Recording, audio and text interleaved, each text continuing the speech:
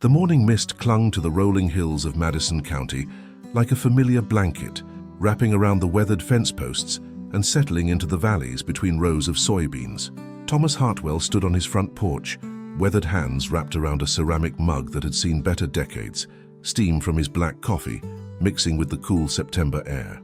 At 63, his shoulders carried more than just the weight of years. They bore the accumulated burden of loss, solitude, and a farm that had become both sanctuary and prison. The Hartwell farm stretched across 240 acres of Iowa countryside, land that had been in his family for 4 generations. His great-grandfather had broken the soil with horse-drawn plows, his grandfather had weathered the Dust Bowl, and his father had modernized with John Deere tractors and modern irrigation. Now Thomas worked the land alone, the last Hartwell to call this place home. The silence was deafening. It hadn't always been this way. 5 years ago, the farmhouse had echoed with laughter, the sound of his wife Margaret humming while she tended her vegetable garden, and the excited chatter of their daughter Sarah and her children during weekend visits. The kitchen table had been a gathering place for family dinners, animated conversations about crop yields, mixing with stories about school plays and soccer games. Then came the diagnosis: pancreatic cancer stage 4. Margaret fought with the same determination she'd brought to everything else in her life, from raising chickens to organizing the annual church harvest festival. But some battles can't be won with stubbornness and prayer alone. She passed on a Tuesday morning in early spring, her hand in his, her last words a whispered request for him to keep singing. Margaret had loved his singing. During their courtship 40 years ago, he'd serenaded her with old folk songs learned from his grandfather, ballads passed down through generations of farming families. His voice, deep and rich like fertile soil, had filled their home with music throughout their marriage. But when the cancer took her voice first, then her laughter, then finally her presence, Thomas had fallen silent too. Sarah lived in Denver now, her own family keeping her busy with the demands of modern life. She called every Sunday, her voice tight with worry as she asked about his health, his eating habits, whether he was taking care of himself. He always assured her he was fine. Fine. Everything was fine. But they both knew the silence between them held truths. Neither was ready to speak. The farm continued its ancient rhythms regardless of human grief. Seasons turned, crops grew and were harvested, machinery required maintenance, and bills needed paying. Thomas went through the motions with mechanical precision, his days structured around necessity rather than joy. He woke before dawn, tended to his small herd of cattle, checked the soybean fields, and performed the endless tasks that kept a farm operational. But the music that had once accompanied these labors, humming while feeding cattle, singing while repairing fences, had died with Margaret. On this particular morning, as autumn painted the Iowa landscape in shades of gold and amber, Thomas felt the familiar weight of melancholy settling over him like morning frost. The harvest was nearly complete, the fields soon to lie fallow until spring planting. It was always the hardest time, when the year's work was done and winter's isolation loomed ahead. He walked across the yard to the old red barn, his boots crunching on gravel wet with dew. The barn had been built by his grandfather in 1954, its weathered wood bearing the scars of decades of Iowa weather. Inside, the air was thick with the sweet smell of hay and the lingering traces of livestock. Dust motes danced in shafts of sunlight that streamed through gaps in the siding, creating an almost cathedral-like atmosphere. Thomas climbed the ladder to the hayloft, a weekly ritual that had become more laborious with age. From this vantage point, he could see across his entire property, the farmhouse where 4 generations of Hartwells had lived and loved, the fields that had sustained them through good years and lean ones, and beyond that, the county road where neighbors passed by in their trucks. Waves exchanged, but conversations rare. The isolation wasn't entirely of his choosing. After Margaret's funeral, well-meaning neighbors had brought casseroles and offers of help. The Andersons from the next farm over had invited him for Sunday dinners. The Methodist church ladies had organized a rotation to check on him. But Thomas had retreated into himself, politely declining invitations and gradually discouraging visits. It was easier to tend his grief alone than to pretend he was healing when he wasn't sure he wanted to. From his perch in the hayloft, the wind carried scents that spoke of changing seasons, the earthy smell of freshly turned soil, the sweet decay of fallen leaves, and something else, something that reminded him of Margaret's garden after rain. The breeze moved through the barn with a sound like whispered conversations, rustling the stored hay and making the old wood creak in familiar patterns.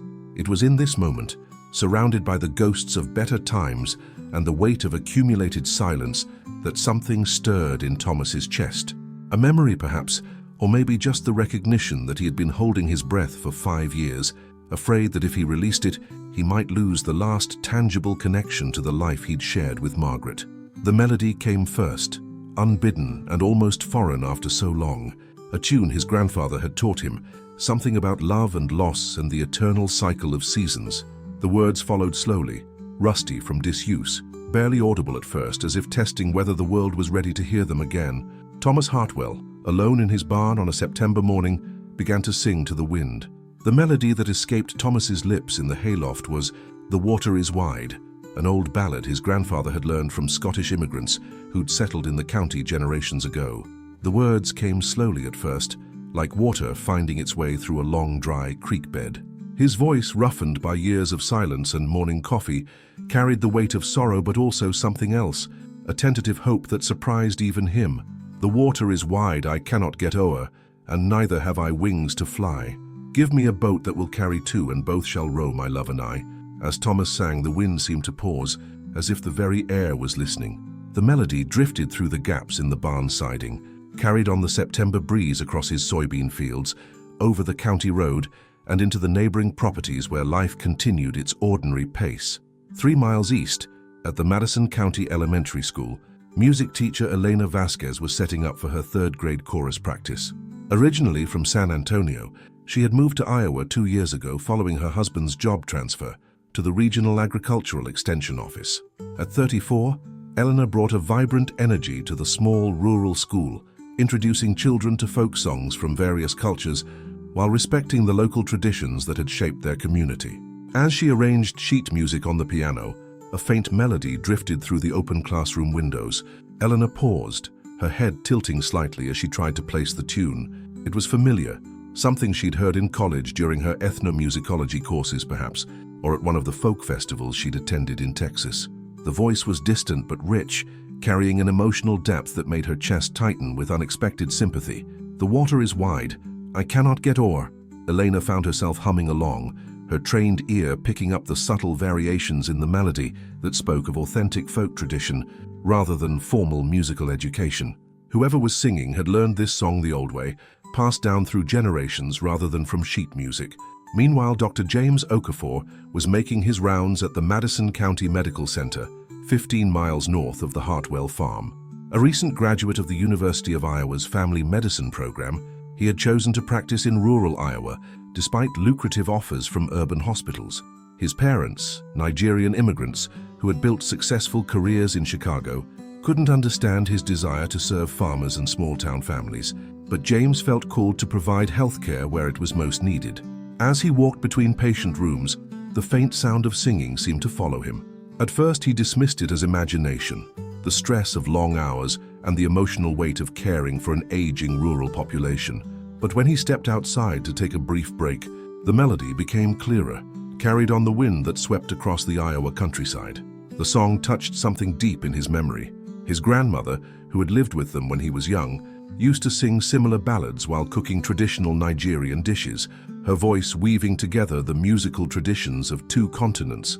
Though the language and melody were different, the emotional texture was the same, songs born from human experiences of love, loss, and longing. 40 miles south in the town of Winterset, retired high school choir director Margaret Chen was tending her small garden behind the Victorian house she shared with her husband of 37 years.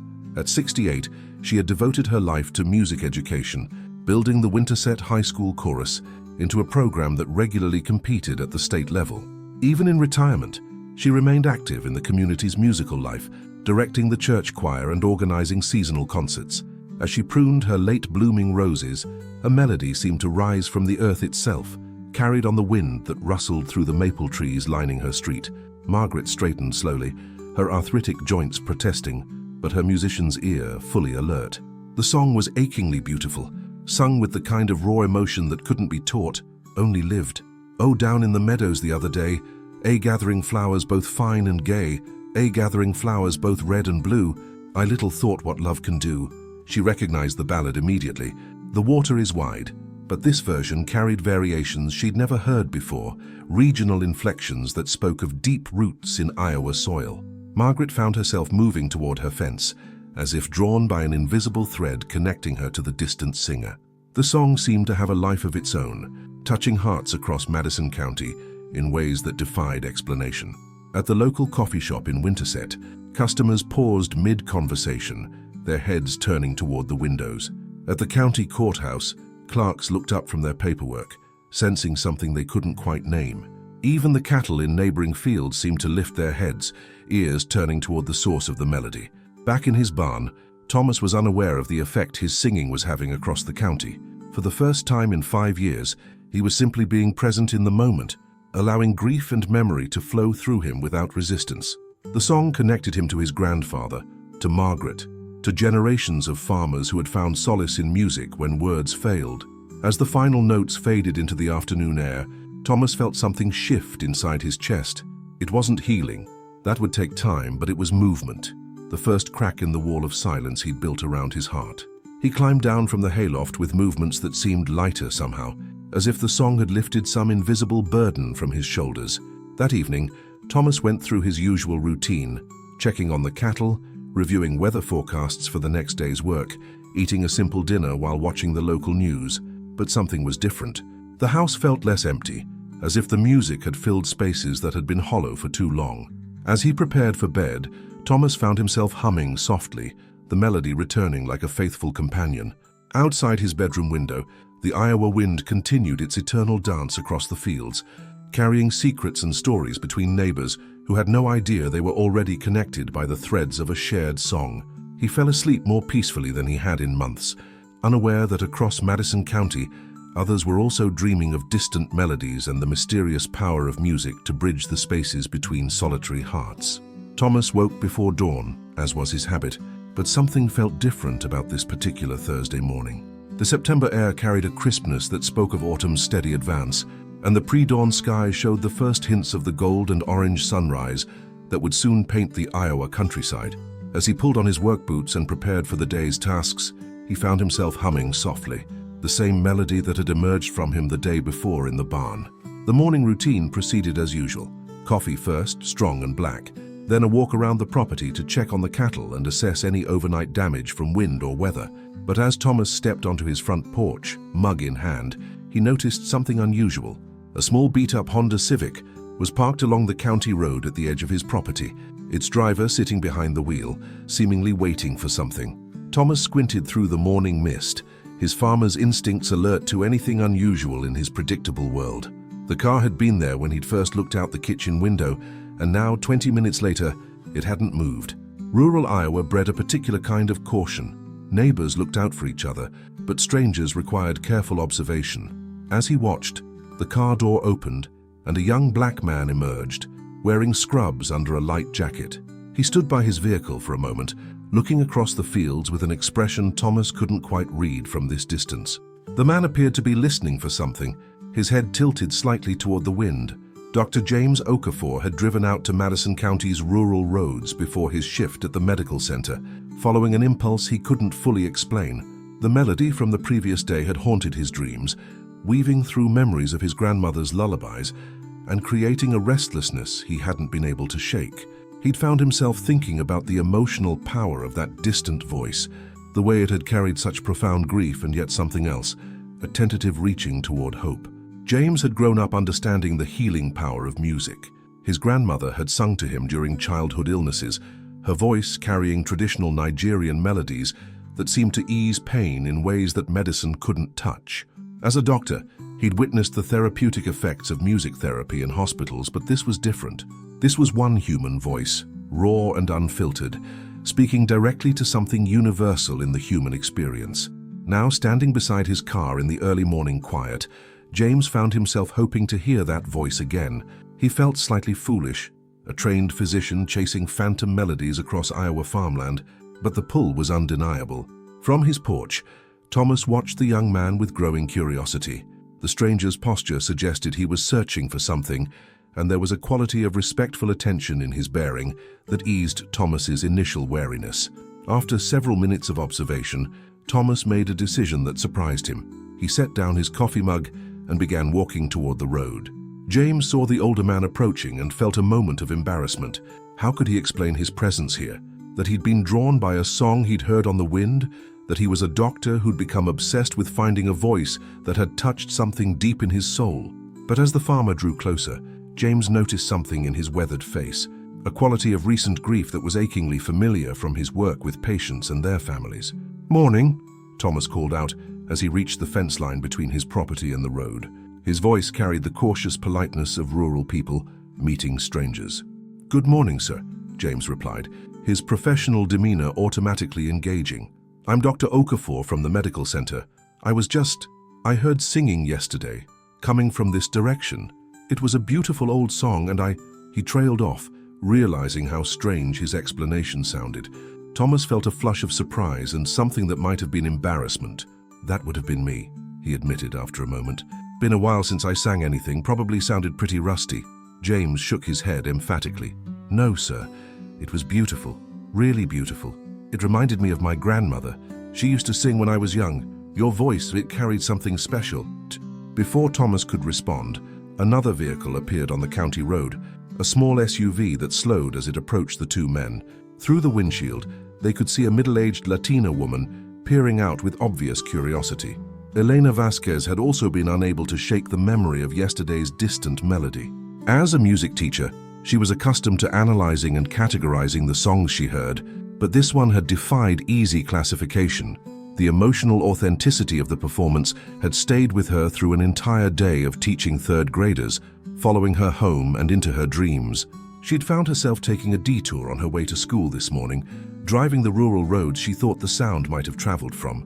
When she saw the two men standing by the fence, one clearly a farmer, the other in medical scrubs, engaged in what appeared to be an earnest conversation, something told her she'd found what she was looking for. Eleanor pulled over and stepped out of her vehicle, her teacher's instincts helping her read the situation quickly. The body language of both men suggested they were having a meaningful conversation rather than a confrontational one, and there was something in the farmer's posture that reminded her of her students when they were being praised for artistic effort. "Hey, excuse me," Elena called out, approaching with the same careful respect she'd use when interrupting a delicate classroom moment. "I'm Elena Vasquez. I teach music at the elementary school. I couldn't help but notice, were you gentlemen discussing the singing I heard yesterday?" Thomas found himself in the unprecedented situation of having complete strangers seek him out to discuss his music. For a man who had spent 5 years avoiding social contact, the attention was overwhelming, but there was something genuine in both visitors' expressions, a quality of sincere appreciation that touched the part of him that had once found joy in sharing songs. "I suppose word travels fast in a small county," Thomas said, attempting lightness despite his discomfort with being the center of attention. "It was extraordinary," Elena continued, her professional enthusiasm evident. "The way you sang that ballad, it was like hearing it for the first time the way it was meant to be sung. Pure folk tradition, passed down through generations." As the three stood together in the morning light, an unlikely connection began to form. Thomas, the grieving farmer, James, the young doctor far from his urban roots, and Elena, the music teacher bridging cultures through song. They were drawn together by something intangible but powerful, the recognition that music could create bonds between strangers faster than years of conventional acquaintance. "Would you—" Elena hesitated, then pressed forward with teacher's courage. "Would you consider singing again, not for performance, just for the joy of it?" Thomas looked at these two strangers who had sought him out, who had been touched by his moment of private grief and tentative hope. For the first time in 5 years, he didn't feel entirely alone. The unexpected request hung in the crisp morning air like morning mist, delicate and full of possibility. Thomas felt his throat tighten, not with the familiar grip of grief, but with something he hadn't experienced in years, the vulnerable exposure that comes with sharing something precious with others. Eleanor's question had been simple, but it carried the weight of invitation, of community, of stepping back into a world he had abandoned. Before Thomas could respond, the sound of another vehicle approaching caught their attention. A pristine white pickup truck slowed as it passed, then reversed and pulled over behind Eleanor's SUV. An elderly Asian woman emerged with the careful movements of someone whose body had earned its limitations through decades of service. Margaret Chen walked toward the group with the purposeful stride of someone accustomed to organizing choirs, and managing the controlled chaos of musical performances. "I heard voices," Margaret said simply as she approached, her trained ear having caught the conversation from the road. "And yesterday I heard the most beautiful rendition of 'The Water is Wide' I've encountered in 40 years of teaching music." Her eyes found Thomas with the directness of someone who had spent a lifetime identifying musical talent. "That was you, wasn't it?" Thomas nodded, feeling increasingly surreal about the morning's developments. 4 strangers now stood on his property, all drawn by a song he had sung to an empty barn. The rational part of his mind wondered if he was experiencing some kind of breakdown, but the expressions on their faces were too genuine, too filled with authentic appreciation, for this to be anything but real. "I don't understand how you all heard," Thomas said, his voice carrying both confusion and a growing sense of wonder. I was in my barn, and the song just came out. I haven't sung in 5 years. Sometimes," Margaret said with the wisdom of someone who had witnessed music's power to transcend logical explanation, "the right song finds exactly the ears that need to hear it." As if summoned by her words, 2 more vehicles appeared on the county road. A battered farm truck that Thomas recognized as belonging to his neighbor, Harold Peterson, and behind it, a small sedan, driven by a young woman with short blonde hair. Both vehicles pulled over to join what was becoming an impromptu gathering. Harold Peterson climbed out of his truck with the slow movements of a man whose 74 years had been spent wresting a living from Iowa soil. His weathered face showed surprise at finding his reclusive neighbor engaged in animated conversation with a group of strangers, but his expression softened as he approached. "Tommy," Harold called out, using the childhood nickname that only the oldest residents of the county remembered. "Haven't seen you talking to folks in quite a while. Everything all right?" The young woman from the sedan approached more hesitantly. She introduced herself as Sarah Kowalski, a graduate student in ethnomusicology from the University of Iowa, who had been driving rural roads, recording traditional songs for her thesis research. "I was in the next county over when I heard—" She paused, shaking her head in amazement. "I know this sounds impossible, but I heard the most authentic folk ballad performance, and the acoustics carried it much farther than should have been physically possible." Elena stepped forward, her teacher's instincts recognizing the moment when individual elements needed to be organized into a cohesive whole. "We were just asking Mr. She paused, realizing introductions had been forgotten in the morning's unusual circumstances. "Hartwell," Thomas supplied. "Thomas Hartwell. We were asking Thomas if he might sing again," Elena continued. "All of us heard his beautiful performance yesterday, and it touched something in each of us." Harold's gruff expression softened further. "Tommy, I remember when you used to sing at the church harvest festivals. Your Margaret loved to hear you sing. Used to say your voice could make the angels weep with joy." The mention of Margaret sent a familiar pang through Thomas's chest, but for the first time it was accompanied by something else, a warmth that came from having her memory honored by someone who had known and loved her too. Margaret Chen, with the organizational skills honed through decades of directing choirs, sensed the moment's delicate balance. "What if we all sang together?" she suggested gently. "Those of us who know 'The Water is Wide' could join in, and others could harmonize however feels natural." Thomas looked around at the circle of faces, young and old, representing different backgrounds and professions, all united by their response to a song that had emerged from his deepest grief. Dr. Okafor's kind eyes reminded him of the healing power of human connection. Elena's enthusiasm spoke to the joy of sharing musical traditions. Margaret's expertise offered the structure that could support their impromptu choir. Harold's presence anchored him to the continuity of community he had almost forgotten, and Sarah's scholarly interest validated the cultural importance of the songs his grandfather had taught him. "I suppose," Thomas said slowly, "if you really want to hear it." Without conscious decision, the group began to arrange itself in a rough circle on the grass beside Thomas's soybean field. The morning sun had burned off most of the mist, revealing the full glory of autumn's approach, golden fields stretching to the horizon, maple trees beginning their spectacular color transformation, and a sky so blue it seemed to promise infinite possibilities.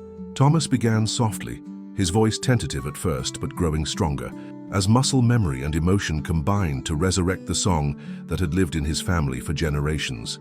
"The water is wide, I cannot get o'er, and neither have I wings to fly. Give me a boat that will carry 2, and both shall row my love and I." One by one, the others joined in. Margaret's trained soprano provided a strong melodic foundation. Eleanor added a harmony line that spoke of her multicultural musical background. Dr. Okafor's rich baritone, influenced by his grandmother's African musical traditions, added depth and complexity.